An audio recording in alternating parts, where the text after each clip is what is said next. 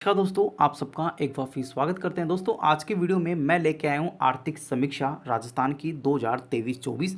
यहाँ से हम बात करेंगे एग्जामिनेशन जो आरपीएससी के द्वारा, राजस्थान कर्मचारी चयन बोर्ड के द्वारा और अन्य विभाग के द्वारा जो एग्जामिनेशन राजस्थान स्टेट में करवाए जाने हैं, तो उसमें जितने एग्जाम्स में करंट जीके के रूप में जो इकोनॉमिक सर्वे के क्वेश्चन पूछे जा सकते हैं, तो उन इकोनॉमिक सर्वे के क्वेश्चन से कौन कौन से बन सकते हैं, किस पैटर्न पे यहाँ पे बनेंगे और किस प्रकार से इकोनॉमिक सर्वे को पढ़ा जाए, सभी जानकारी हम आज की इस वीडियोस में करेंगे।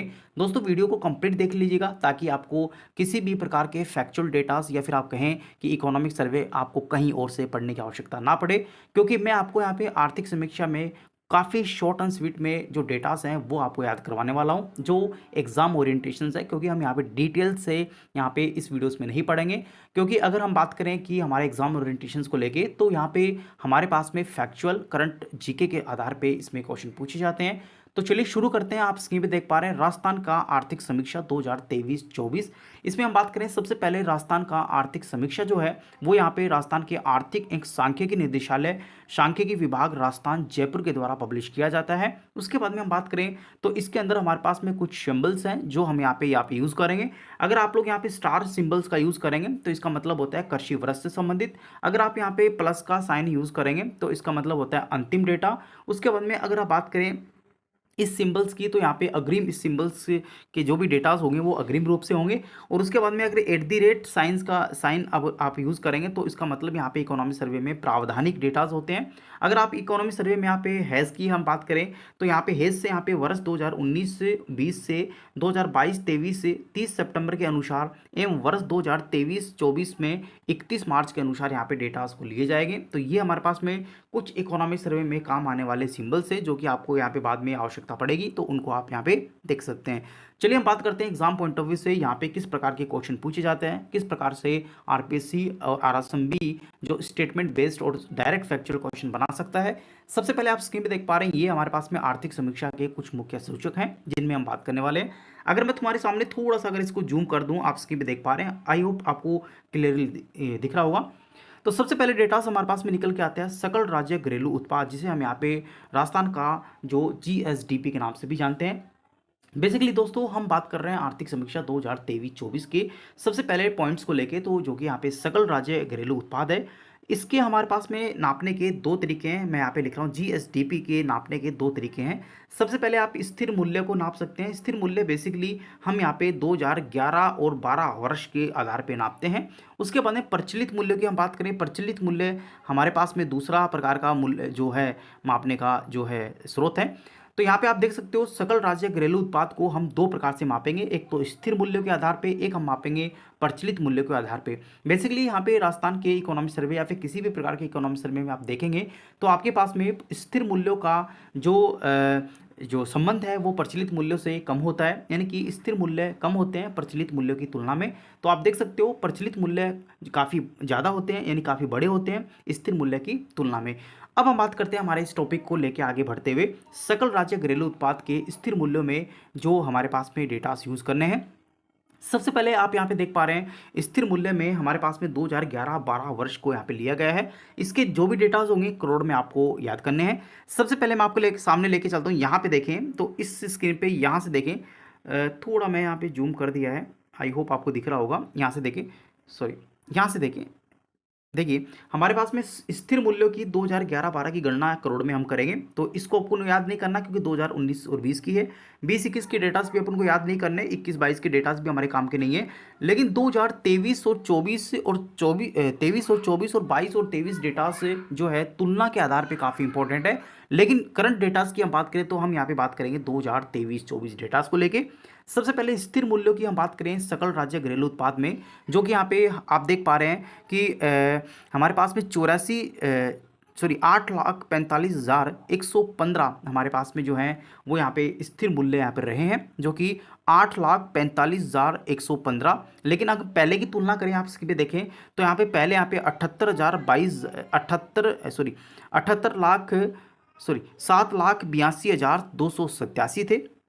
तो यही डेटा भी आप याद रखें, 7,82,287 जो है 2022 और 23 में स्थिर मूल्यों पे यहाँ पे जीएसडीपी था। लेकिन जीएसडीपी प्रचलित मूल्यों को लेके हम बात करें 2023-24 को, तो यहाँ पे 8,45,115 यहाँ पे रहा है। अगर प्रचलित मूल्यों को लेके हम बात करें, जो कि आप यहाँ पे देख पा रहे हैं, इसमें हमारे पास में अगर आप आंकड़ा देखें तो इसमें आपको 13,57,851 है। और हमारे पास में नेक्स्ट डेटा जो है वो यहाँ पे करंट का, जो कि 2023 और 24 के प्रचलित मूल्यों की बात कर रहे हैं, जिसमें हमारे पास में डेटा आप देखें तो यहाँ पे हमारे पास में 15,28,385 यहाँ पे डेटा है। तो आप देख सकते हो कि यहाँ पे हमारे पास में लगातार प्रचलित मूल्यों का जो रोल है वो यहाँ पे वृद्धि करता हुआ दिख रहा है। और हमारे पास में स्थिर मूल्यों भी आप देखा कि पहले 78 लाख था, अब यहाँ पे 7 लाख था, अब यहाँ पे 8 लाख हो गया। तो इस प्रकार से आप यहाँ पे देख सकते हो हमारी अर्थव्यवस्था में किस प्रकार से वृद्धि यहाँ पे देखी जा रही है। उसके बाद में हमारे पास पे ये जीएसडीपी, आई होप आप सबको समझ में आ गया होगा। इसके अंदर आपको दो ही डेटा याद करने हैं, वापस रिपीट कर रहा हूँ। पहले डेटा आपको याद करने हैं, स्थिर मूल्यों पे सकल राज्य घरेलू उत्पाद जो है वो आपका जो रहेगा वो हमारे पास में 8,45,115 है। अगर प्रचलित मूल्यों की लेके बात करें तो यहाँ पे 15,28,385 है। ये दोनों डेटा आपको यहाँ पे याद होने चाहिए। ध्यान रहे, प्रचलित मूल्यों का मूल्य जो है वो अधिक होता है स्थिर मूल्यों के। जैसे आप देख पा रहे हैं 8,45,115 स्थिर मूल्य है और प्रचलित मूल्य 15,28,385 है। तो ये हमारे पास में जीएसडीपी आपका हो गया।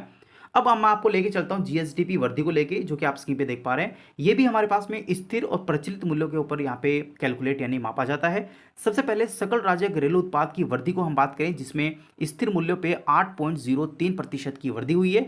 अगर हम बात करें प्रचलित मूल्यों पे तो यहाँ पे 12.56% की कमी हुई है। आप देख पा रहे हैं कि 2022 और 23 को लेके हम बात करें और 2023 और 24 के डेटा की बात करें तो 2022 और 23 में तो 13.63% यहाँ पे वृद्धि देखने को मिली थी प्रचलित मूल्यों पे। लेकिन यहाँ पे 2023 और 24 के डेटा को देखेंगे तो आपको 12.26 मिलेगी, 56 मिलेगी। तो इस प्रकार से स्पष्ट रूप से आप देख सकते हो कि राजस्थान के सकल राज्य घरेलू उत्पाद में प्रचलित मूल्यों में अब की बार जो है वो कमी देखने को मिली है, परंतु स्थिर मूल्यों पे वृद्धि देखने को मिली है। तो आप देख सकते हो 7 से 8 हुआ है, लेकिन ये 13 से 12 हो गया। तो ये डेटा हमारे पास में वृद्धि दर में प्रतिशत में हमने जो है वो देख लिया। आगे हम बात करते हैं नेक्स्ट डेटा की, जो कि यहाँ पे सकल राज्य मूल्यवर्धन यहाँ पे है, जो हमारे पास में क्षेत्रवार है। हालांकि मैं इसकी डिटेल से भी आपको यहाँ पे स्लाइड दिखाऊंगा आगे इसी वीडियो में, तो वहाँ से भी आप इसको समझ सकते हो। मैं आपको बता दूं सकल राज्य मूल्यवर्धन में स्थिर मूल्यों पे 2011 और 12 के मूल्य के क्षेत्र अनुसार कृषि के अंदर हमारे पास में जो देखने को मिला है वो 26.21 है। हालांकि पहले 27.44 था, जो कि यहाँ पे इसकी कमी हुई है, 26.21 रहा है। उसके बाद में हम बात करें उद्योग को लेके तो उद्योग में पहले 28.38 था, लेकिन अब यहाँ पे 2023 और 24 के डेटास की बात करें, जिसमें उद्योगों को 29.84% यहाँ पे जो है वो यहाँ पे डेटा मिले हैं। सेवाओं की बात करें, सबसे ज़्यादा सेवाओं को यहाँ पे रखा गया है, जो कि 43.95। हालांकि 2022 और 23 के इकोनॉमिक सर्वे के अनुसार इसमें भी यहाँ पे बढ़ोतरी देखने को मिली है, जो कि 44.18 से बढ़ के ये मैंने गलत बोल दिया, माफ़ी चाहता हूँ। यहाँ पे अगर हम बात करें 2022 और 23 के इकोनॉमिक सर्वे को और 2023 और 24 के इकोनॉमिक सर्वे की, तो सेवाओं में आपको यहाँ पे कमी देखने को मिली है। आप यहाँ पे इसमें देख पा रहे हैं, यहाँ पे 44 था पहले, लेकिन अब यहाँ पे 43 हो गया, तो यहाँ पे आपको कमी देखने को मिली। अगर हम बात करें उद्योग को लेके तो 28 से और यहाँ पे 29, तो यहाँ पे बढ़ोतरी देखने को मिली। और अगर बात करें हम कृषि को लेके तो इसमें आपको यहाँ पे कमी देखने को मिली। तो पहले कृषि में कमी देखने को मिली, उद्योग में बढ़ोतरी देखने को मिली और सेवाओं में वापस से आपको कमी देखने को मिली। ये हमारे पास में सकल राज्य मूल्यवर्धन, जिसे GSVA भी कहते हैं, उसका स्थिर मूल्यों के आधार पर जो योगदान रहा है कृषि उद्योग सेवाओं का। वापस रिपीट कर देता हूँ, स्थिर मूल्यों पे GSVA जो है राजस्थान का, कृषि में 26.21%, उद्योग में 29.84%, सेवाओं में 43.95% रहा है। आगे हम बात करते हैं प्रचलित मूल्यों को लेके। अगर हम बात करें सकल राज्य मूल्यवर्धन में प्रचलित मूल्यों के आधार पर क्षेत्रवार योगदान, तो कृषि के अंदर 26.72 रहा, उद्योग में 28.21 रहा, सेवाओं की बात करें तो 45.07 रहा। तो आप देख पा रहे हैं कि यहाँ पे पहले अगर हम बात करें आर्थिक समीक्षा की तुलना करें तो पहले 2022 और 23 की आर्थिक समीक्षा में 27.26 रहा, लेकिन अब यहाँ पे आपको जो देखने को मिला है वो 26.72, यानी यहाँ पे आपको कमी देखने को मिली है। उसके बाद में बात करें हम नेक्स्ट यहाँ पे उद्योग में, तो 27.42 से पहले था, लेकिन अब यहाँ पे इसमें बढ़ोतरी देखने को मिली, जो कि 28.21 रहा। सेवाओं की बात करें पहले 45.32 था, लेकिन अब यहाँ पे 45.07 रहा, तो इसमें भी कमी देखने को मिली है। तो दोस्तों ये हमारे पास में सकल राज्य मूल्यवर्धन में प्रचलित मूल्यों के आधार पर कृषि उद्योग सेवाओं के जो डेटा है वो मैंने डिस्कस किए। आपसे डायरेक्ट जो क्वेश्चन है वो आपको यहीं से ही देखने को मिलेगा। उसके बाद में शुद्ध राज्य घरेलू उत्पाद की हम बात करें, जो कि आप स्क्रीन पे देख पा रहे हैं। शुद्ध राज्य घरेलू उत्पाद में स्थिर मूल्यों पे हम बात करें, करोड़ में हम राशि की काउंट करेंगे, तो यहाँ पे आप स्क्रीन पे देखें तो इसमें आपको मिलेगा 7,40,581 रहा। लेकिन हम बात करें प्रचलित मूल्यों पे इसमें रहा 13,69,477 यहाँ पे डेटास रहे। तो आप देख सकते हो शुद्ध राज्य घरेलू उत्पाद में स्थिर मूल्यों पे जो रहा है वो 7,40,581 रहा है। लेकिन प्रचलित मूल्यों की बात करें, जो कि नेट स्टेट डोमेस्टिक प्रोडक्ट की बात कर रहे हैं, तो उसमें हमारे पास में 13,69,477 रहा, जो कि 2023 और 24 के आर्थिक विकास के कुछ सूचक की हम बात कर रहे हैं। दोस्तों शुद्ध राज्य घरेलू उत्पाद की हम बात करें, बेसिकली इसको इंग्लिश में नेट स्टेट डोमेस्टिक प्रोडक्ट भी कहते हैं। बेसिकली ये भी स्थिर और प्रचलित मूल्यों पे ही काउंट किया जाता है। एक बार वापस मैं डेटा को रिपीट कर देता हूँ। शुद्ध राज्य घरेलू उत्पाद जो है स्थिर मूल्यों पे जो रहा है वो हमारे पास में 7,40,581 रहा है। लेकिन प्रचलित मूल्यों की हम बात करें, जो कि 13,69,477 रहा है।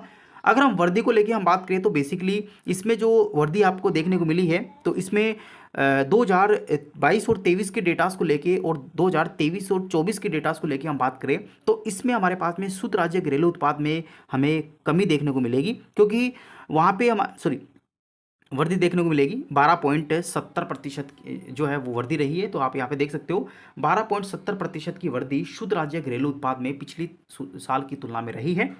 आगे हम बात करते हैं प्रति व्यक्ति आय को लेके, काफ़ी इंपॉर्टेंट है, ये भी ध्यान रखना, एग्जाम में डायरेक्ट पूछा जाता है कि प्रति व्यक्ति आय स्थिर मूल्यों के आधार पर कितनी है। तो अभी हम बात करें तो हमारे पास में 90,831 है। लेकिन हम बात करें प्रचलित मूल्यों पे, जिसमें 1,67,964 है। तो आप देख सकते हो प्रति व्यक्ति आय स्थिर मूल्यों पे हमारे पास में जो रही है वो 90,831 रही है। लेकिन प्रचलित मूल्यों पे वापस रिपीट कर रहा हूँ 1,67,964 रही है। तो ये हमारे पास में प्रति व्यक्ति आय के डेटास थे जो कि मैंने आपको शेयर किए। आगे एक स्लाइड और है, उसकी हम बात कर लेते हैं। उसके बाद में हमारे पास में जो सेक्टर वाइज जो हमारे पास में अलग अलग भिन्न भिन्न क्षेत्र हैं उसको लेके हम थोड़ी चर्चा करेंगे, जहाँ से एग्जाम्स में डायरेक्ट क्वेश्चन पूछे जाते हैं। दोस्तों नेक्स्ट आप देख पा रहे हैं स्क्रीन पे, अगर बात करें सकल स्थायी पूंजी निर्माण मूल्यों की बात करें, तो इसमें हमारा आपके देख पा रहे हैं कि अभी डेटा अवेलेबल नहीं है, लेकिन पिछले साल के डेटा आप याद कर सकते हैं। सकल राज्य घरेलू उत्पाद का प्रतिशत की बात करें, जो कि 29.43% रहा है, ये आप याद कर सकते हैं। कृषि उत्पादन सूचकांक को लेके हम बात करें, जो कि 209.63 रहा है। देखिए यहाँ पे आप सिंबल देख पा रहे हैं, ये सिंबल जो है ना उसकी बात कर रहा है, जैसे प्लस का साइन दे रखा है, तो इस प्रकार से आपको सिंबल देखने को मिल लेते हैं। नेक्स्ट 9वें पॉइंट को लेके हम बात करें, काफ़ी इंपॉर्टेंट पॉइंट है, कुल खाद्यान्न उत्पादन को लेके हम बात करें, जो कि 2023 और 24 में 245 लाख मिलियन टन यहाँ पे देखने को मिला। लेकिन पिछली तुलना में हम बात करें तो पिछली बार 252 था। तो अब देख सकते हो कि अब की बार जो हमारे पास में कुल खाद्यान्न उत्पाद है वो हमारे पास में कमी यहाँ पे देखने को मिली है, जो कि हम बात करें तो पहले यहाँ पे 252 जो है हमारे पास में लाख मिलियन टन था, लेकिन अब यहाँ पे 245 यहाँ पे लाख मिलियन टन रहा है। तो इस प्रकार से आप देख सकते हो यहाँ पे भी ये डेटा आपको याद रखने हैं। आगे हम बात करें औद्योगिक उत्पादन सूचकांक को लेके, जो कि आप यहाँ पे इसकी भी देख पा रहे हैं, तो इसके सूचकांक 153.77 रहे हैं, तो ये भी आप याद कर सकते हो। होल प्राइस इंडेक्स की बात करें, जो कि यहाँ पे थोक मूल्य सूचकांक इसको हिंदी में कहते हैं, बेसिकली 388.09 यहाँ पे हाल ही में 2023 और 24 की आर्थिक समीक्षा के अनुसार यहाँ पे जो है वो थोक मूल्य सूचकांक रहा है 388.09। प्रतिशत की बात करें, जो कि परिवर्तन आपको देखने को मिला, तो यहाँ पे -0.09% जो है अभी यहाँ पे पिछले साल की तुलना में अब यहाँ पे आपको देखने को मिला है। तो काफ़ी इंपॉर्टेंट है, प्रतिशत भी आप याद रखें, माइनस में 0.09 रहा है। लेकिन उसके थोक मूल्य सूचकांक को लेकर बात करें, जो कि 388.09 रहा है। उसके बाद में हम बात करते हैं अधिष्ठापित क्षमता ऊर्जा के रेस्पेक्ट में, जो कि अभी हाल ही में कितनी ऊर्जा का जो है संरक्षित किया गया। अगर बेसिकली बात करें तो ऊर्जा को लेके हम चर्चा करें तो आप देख पा रहे हैं 24,784 मेगावाट का उत्पादन जो है वो हाल ही में यहाँ पे राजस्थान में किया गया है। लेकिन अगर बात करें 2022 और 23 के आर्थिक समीक्षा को, जिसमें यहाँ पे 23,509 यहाँ पे डेटा पिछली साल थे, तो अब आप देख सकते हो 1275 मेगावाट का जो है अभी वृद्धि यहाँ पे आपको देखने को मिलेगी। अगर आप यहाँ पे देखें तो यहाँ पे आप देख सकते हो कि अभी जो अगर बात करें तो 24,784 यहाँ पे मेगावाट रहा। लेकिन पिछले साल के डेटा की बात करें तो यहाँ पे 23,509 यहाँ पे रहा। तो यहाँ पे टोटल अगर हम बात करें तो इसमें जो बढ़ोतरी आपको देखने को मिलेगी तो 12.75 मेगावाट जो है अभी हाल ही में इस वर्ष में जो ऊर्जा है वो यहाँ पे अधिष्ठापित क्षमता की वृद्धि हुई है। वाणिज्य बैंक सांख को लेके हम बात करें, जो कि आप स्क्रीन पे देख पा रहे हैं, तो इसमें आप देख सकते हो यहाँ पे 4,41,569 पिछली साल था। लेकिन अब यहाँ पे बात करें तो इस साल हमारे पास में 5,81,484 जो है हाल ही में वाणिज्य बैंक सांख यहाँ पे रहे हैं, जो कि आप स्क्रीन पे देख पा रहे हैं। तो ये हमारे पास में कुछ फैक्चुअल इन्फॉर्मेशन थी जो एग्जाम पॉइंट ऑफ व्यू से आपसे यहाँ से क्वेश्चन डायरेक्ट पूछा जाएगा। इसमें किसी प्रकार के भी जो है, अगर आपको डेटाज याद हैं, रटे हुए हैं, तो आप डायरेक्ट इसको राइट मार सकते हैं। इसमें किसी भी प्रकार का अनुमान लगाने की आपको आवश्यकता नहीं होगी। काफ़ी इंपॉर्टेंट और काफ़ी एग्जामिनेशंस में करंट जीके के रूप में अगर आर्थिक समीक्षा से कोई भी क्वेश्चन पूछा जाता है तो आपको इन दो प्रश्न देखने को मिलेंगे। दोस्तों उम्मीद करता हूँ ये जो स्लाइड है आपको समझ में आई होगी। चलिए आगे हम बात करते हैं नेक्स्ट स्लाइड को लेके। तो आप स्क्रीन पे देख पा रहे हैं, हम बात करेंगे कृषि क्षेत्र को लेके, उद्योग क्षेत्र को लेके और हमारे पास में सेवा क्षेत्र को लेके। सबसे पहले आप स्क्रीन पे देख पा रहे हैं सकल राज्य मूल्यवर्धन, जिसे जीएसवीए कहते हैं, स्थिर एवं प्रचलित मूल्यों पर क्षेत्रवार योगदान कितना रहा। कृषि क्षेत्र स्थिर मूल्यों की बात करें 2011 और 12 वर्ष की बात कर रहे हैं। अभी हाल ही में 2022 और 23 की तुलना में 2.13% की वृद्धि यहाँ पे देखने को मिली। अगर हम बात करें 2022 और 23 की तुलना में 2023 और 24 की, तो यहाँ पे 2.13% की वृद्धि जो है कृषि क्षेत्र के स्थिर जो वृद्धि है वो आपको देखने को मिलेगी। यहाँ पे आप स्क्रीन पे देख पा रहे हैं, मैंने आपको थोड़ा यहाँ पे स्क्रीनशॉट ले लिए हैं। फसल की बात करें तो यहाँ पे -1.61% की कमी रही। पशुपालन की बात करें जिसमें 5.83% की वृद्धि हुई। वानिकी की बात करें जो कि 2.82% की बढ़ोतरी हुई। उसी प्रकार से मत्स्य की बात करें जिसमें 15.21% की बढ़ोतरी हुई। तो ये हमारे पास में कृषि क्षेत्र के कुछ इंपॉर्टेंट क्षेत्र हैं जहाँ पे कृषि क्षेत्र मिलकर बनाया जाता है, जिसमें फसल, पशुपालन, वानिकी, मत्स्य को मिला के कृषि क्षेत्र बोला जाता है, जो कि ओवरऑल हम बात करें तो 2.13% की वृद्धि हुई है। अगर आप बात करें कृषि क्षेत्र के 1 बाई 1 की, तो आप देख सकते हो यहाँ पे -61 फसल का, पशुपालन का, वानिकी का, मत्स्य, जो कि मैंने आपको डिटेल से यहाँ पे बता दिया है। अगर यहाँ पे इकोनॉमिक सर्वे के कुछ स्लाइड्स आप देखें तो यहाँ पे देख सकते हो कृषि के अंदर हमारे पास में सकल राज्य मूल्यवर्धन में स्थिर मूल्यों के आधार पे 26.21% था। अगर बात करें सकल राज्य प्रचलित मूल्यों के आधार पे कृषि का जो था रेशो वो 26.72 था। उसके बाद में नेक्स्ट बात करते हैं कृषि को लेके, जो कि कृषि क्षेत्र में प्रचलित मूल्यों की हम बात करते हैं। अभी हमने बात की थी स्थिर मूल्यों को लेके, तो यहाँ पे प्रचलित मूल्यों में फसल जो है वो 44.53% रही। पशुपालकों की बात करें तो 48.58% रहा। वानिकी की बात करें जिसमें 6.40% रहा। मत्स्य की बात करें तो 0.49% रहा। इस डेटा से आप बार डायग्राम से भी आप देख सकते हो, जिसमें खनन एवं उत्खनन को सॉरी मैंने गलत, आई होप मैंने गलत स्लाइड लगा दी, कोई बात नहीं, आप इसको छोड़ दीजिएगा, ठीक है, ये इस पेपर की नहीं है।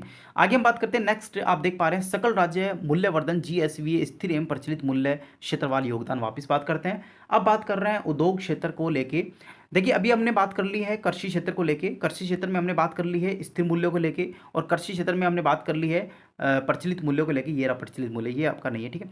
ये तो अब हम बात करते हैं उद्योगों को लेके। उद्योग क्षेत्र में स्थिर मूल्यों के 2011 और 12 के अनुसार अभी हाल ही में देखें तो 12.43% की वृद्धि यहाँ पे देखी गई है। थोड़ा गलत लिखा हुआ है, ये वृद्धि है, ठीक है, यानी कि हमारे पास में बढ़ोतरी देखने को मिली है, जिसमें उद्योग क्षेत्र की बात करते हैं स्थिर मूल्यों के आधार पर। तो इसमें उद्योग क्षेत्र में हमारे पास में खनन, विनिर्माण, विद्युत, गैस, जल आपूर्ति, उपयोगी सेवाएं और निर्माण सेवाएं इसमें सम्मिलित हैं। देखिए बात करें अगर औद्योगिक क्षेत्र में पहले पॉइंट्स को लेके, खनन में 5.41%, विनिर्माण में 19.57%, विद्युत, गैस, जल आपूर्ति एवं अन्य उपयोगी सेवाओं को लेके बात करें तो 10.02%, निर्माण क्षेत्र की बात करें तो यहाँ पे आपका 3.47%। देखिए एग्जाम्स में आपसे पूछ सकते हैं कि अधिकतम यहाँ पे किसका यहाँ पे प्रतिशत रहा है, तो अधिकतम आपका देखें तो यहाँ पे मैं आपको बता देता हूँ, अधिकतम आपके पास में जो रहा है विनिर्माण का रहा, तो 1 नंबर पे ये आ जाएगा। 2 नंबर की बात करें तो आप देख सकते हो यहाँ पे विद्युत और गैस या आपूर्ति को लेके, और 3 नंबर की हम बात करें तो यहाँ पे खनन को लेके, और 4 नंबर की बात करें तो आप यहाँ पे देख सकते हो विनिर्माण क्षेत्र को लेके। प्रचलित स्थिर मूल्यों पे हम बात करें उद्योग को लेके, तो आप देख सकते हो यहाँ पे उद्योग ये पॉइंट रहा, तो इस पे आप यहाँ पे 29.84%। और प्रचलित मूल्यों को लेके हम बात करें जिसमें आप देख सकते हो हमारे पास में 28.21% रहा है। उद्योग क्षेत्र में प्रचलित मूल्यों की हम बात करें, जो कि आप स्क्रीन पे देख पा रहे हैं, इसमें खनन, विनिर्माण, विद्युत, उपयोगी सेवाएं और निर्माण क्षेत्र इसमें शामिल होते हैं। सबसे पहले बात करेंगे यहाँ पे खनन को लेके 11.99% रहा, विनिर्माण में 42.27% रहा, विद्युत और गैस जल आपूर्ति में 10.48% रहा, निर्माण क्षेत्र में 35.26% रहा। अगर ओवरऑल आप देखना चाहें इस प्रचलित मूल्यों पे, तो उद्योग का 28.21% ओवरऑल औद्योगिक क्षेत्र में प्रचलित मूल्य के आधार पर रहा है। आगे हम बात करते हैं हमारे पास में स्थिर और प्रचलित मूल्यों का सेवा और सेवा क्षेत्र में। तो सेवा क्षेत्र में स्थिर मूल्यों पे 4.69% की इस साल वृद्धि देखने को मिली है। तो आपको सबसे पहले तो क्वेश्चन आपका यही हो गया कि सेवा क्षेत्र में इस साल कितने प्रतिशत की वृद्धि देखने को मिली है, तो 4.69%। या फिर पूछ सकते हैं कि सेवा क्षेत्र में स्थिर मूल्यों को देखते हुए इस वर्ष किस प्रकार से यहाँ पे देखी गई है, तो यहाँ पे कमी या वृद्धि या दोनों, तो आप कह सकते हो इसमें आपकी बार जो है वो वृद्धि देखने को मिली है। इसके अंदर हमारे पास में सेवा क्षेत्र में हम शामिल करेंगे व्यापार, होटल, रेस्टोरेंट को, परिवहन, भंडार, संचार को लेके, वित्तीय सेवाएं, स्थावर संपदा, गृह स्वामित्व, पेशेवर सेवाएं, लोक प्रशासन, अन्य सेवाएं, ये सभी मिलके हमारे पास में सेवा क्षेत्र के अंदर शामिल किए जाते हैं। तो सबसे पहले बात करते हैं व्यापार, होटल, रेस्टोरेंट पे 6.71% रहा। परिवहन को लेकर हम बात करें, भंडारण, संचार को लेकर 5.10% रहा। वित्तीय सेवाएं 8.40% रहा। स्थावर संपदा 5.71 और लोक प्रशासन 2.29 और अन्य सेवाएं 7.89% रहा। अगर बात करें सकल राज्य मूल्यवर्धन स्थिर में मूल्यवारों की, आप देख सकते हो तो यहाँ पे हमारे पास में 43.95% यहाँ पे इसमें जो है प्रतिशत रहा, और प्रचलित मूल्य में 45.07% रहा है। आगे हम सेवाओं क्षेत्र में प्रचलित मूल्यों पे जो हमारे पास में 9.94% की वृद्धि इसमें देखी गई। देखिए हमारे पास में स्थिर मूल्यों पे तो 4.69% की वृद्धि रही सेवा क्षेत्र में के, और हमारे पास सेवा क्षेत्र में प्रचलित मूल्यों पे 9.94% की वृद्धि रही। ठीक है, ये डेटा आप याद रखें। व्यापार, होटल और जलपान गृह की हम बात करें जिसमें हमारे पास में 28.01% रहा। थोड़ा मैं आपको कलर चेंज कर देता हूँ, यहाँ पे देखें। और परिवहन, भंडार और संचार सेवाओं की बात करें जो कि हमारे पास में इस साल का रहा है वो 10.92% रहा। उसके बाद में वित्तीय सेवाओं को लेके हम बात करें जिसमें हमारे पास में वित्तीय सेवाओं में 9.89% रहा। स्थावर संपदा, आवश्यक ग्रहों और स्वामित्व पेशेवर सेवाओं की बात करें तो 29.59% रहा। लोक सेवाएं की बात करें जिसमें 6.93% रहा। अन्य सेवाओं में 20.66% रहा। तो ये हमारे पास में सेवा क्षेत्र के प्रचलित मूल्यों पर जो हमारे पास में क्षेत्रों के अनुसार उप जो क्षेत्र हैं इसके, उसके अनुसार जितना प्रतिशत यहाँ पे रहा, तो उसके अनुसार मैंने डेटास आपको शेयर किए।